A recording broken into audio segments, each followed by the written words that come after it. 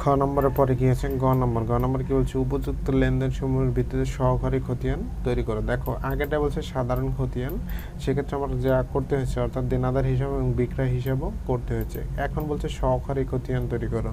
তো সহকারী খতিয়ান যখন তোমাকে বলে তখন তোমার যেটা করতে হবে যে তোমার যে দেনাদারগুলো আছে সেই দেনাদারের জন্য পৃথক পৃথক যে ছকগুলো করতে হয় সেটাকে সহকারী খতিয়ান হিসেবে প্রস্তুত করতে হয়। তাহলে আমরা দেখো আমাদের যে এই লেনদেনগুলো আছে এখানে আমাদের কয়জন দেনাদার আছে? একজন নাহিদ এবং একজন জামান। তো এই জামান এবং নাহিদ এই দুইজনের জন্য আমরা সহকারী খতিয়ান তৈরি করব। তারপর খতিয়ান বইটা আমরা নিচ্ছি ফাইমান ব্রাদার্সের, আমরা করব কি সহকারী খতিয়ান চলমান জের ছকে। প্রথমে নাহিদ অ্যান্ড ব্রাদার্সের ছকটা করব আমরা। তো আমরা খতিয়ানের ছকটা কীভাবে নিতে হয় আমরা জানি। দেখো নাহিদ অ্যান্ড ব্রাদার্সের যে আমরা খতিয়ান করতেছি, তাই নাহিদ অ্যান্ড ব্রাদার্স কি আমাদের জন্য একজন দেনাদার। তো নাহিদ অ্যান্ড ব্রাদার্স যেহেতু আমাদের একজন দেনাদার, তো দেনাদার হিসাব কি হয়? ডেবিট হয়।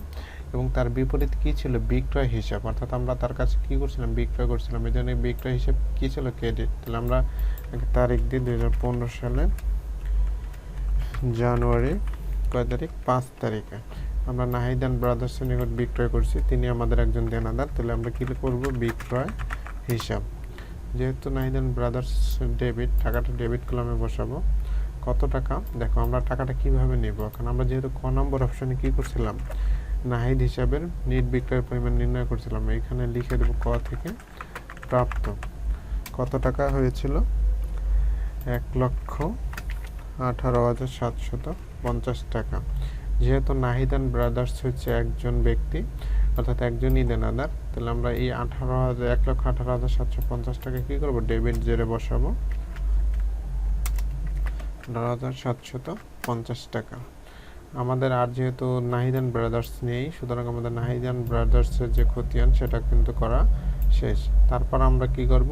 জামান ব্রাদার্সের সহকারী খতিয়ান করব। তো আমরা জামান ব্রাদার্সের জন্য কি আলাদা একটা ছক নিয়েছি। তো দেখো জামান অ্যান্ড ব্রাদার্সের কি হয়েছে? জামান অ্যান্ড ব্রাদার্স আমাদের কি একজন দেনাদার। তাহলে দেনাদার হলে দেনাদার হিসেব ডেবিট, টাকাটা ডেবিট কলামে বসাবো। কত টাকা বসাবো? আমরা দেখো আমরা খ নম্বর অপশনে কিন্তু গণনা করেছিলাম। দেখো গণনায় এই যে জামান ব্রাদার্সের যে গণনাটা করলাম, তার যে নিট বিক্রয় পরিমাণ কত? 34,920 টাকা। তাহলে এই অ্যামাউন্টটাই কী করবো? এখানে বসাবো। তাহলে এখানে আমরা লিখবো কি? বিক্রয় হিসাব। আমরা গণনা অন লিখব। গণনা অন থেকে যেহেতু জামান ব্রাদার্স ডেবিট, টাকাটা ডেবিট কলামে বসবে। কত টাকা? 34,920 টাকা। এখানে তারিখ দেব 2015 জানুয়ারি কয় তারিখ? 25 তারিখ। যেহেতু জামান ব্রাদার্স ডেবিট, তাহলে টাকাটাও কি ডেবিট ঘরে বসেছি এবং জেডটাও কি হয়ে যাবে? Debit Z. আমাদের যেহেতু আর জামান ব্রাদার্স এর নামে আর কোনো হিসাব নেই, তাহলে জামান ব্রাদার্সের যে সহকারী খতিয়ান প্রস্তুত করতে বলেছিল, তাহলে আমাদের সেটা প্রস্তুত করলাম। এখন আমরা যেটা করব সেটা হচ্ছে উত্তরটা লিখে দেব।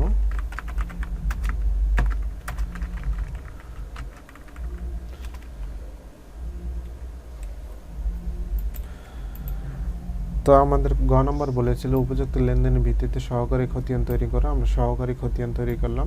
যদি তোমাদের যখনই সহকারী খতিয়ান প্রস্তুত করতে বলবে, তখন তোমরা যেটা করবে সেটা হচ্ছে তোমাদের যে দেনাদারের যেগুলো আছে সেই দেনাদারের জন্য আলাদা আলাদা পৃথক ছকগুলা করবা। যদি সাধারণ খতিয়ান করতে বলে তখন তোমাদের দেনাদার হিসাব এবং অন্যান্য যে হিসাবগুলো থাকবে সেই সবগুলো হিসাবেরই কিন্তু খতিয়ান করতে হবে। তাহলে আশা করি তোমরা অঙ্কটা বুঝতে পারছো। যদি না বুঝে থাকো তাহলে তোমরা কমেন্ট করে জানাও, আমি চেষ্টা করবো তোমাদেরকে সমাধান দেওয়ার। তো সবাই ভালো থাকো। আজকের ক্লাস এই পর্যন্তই। আল্লাহ হাফেজ।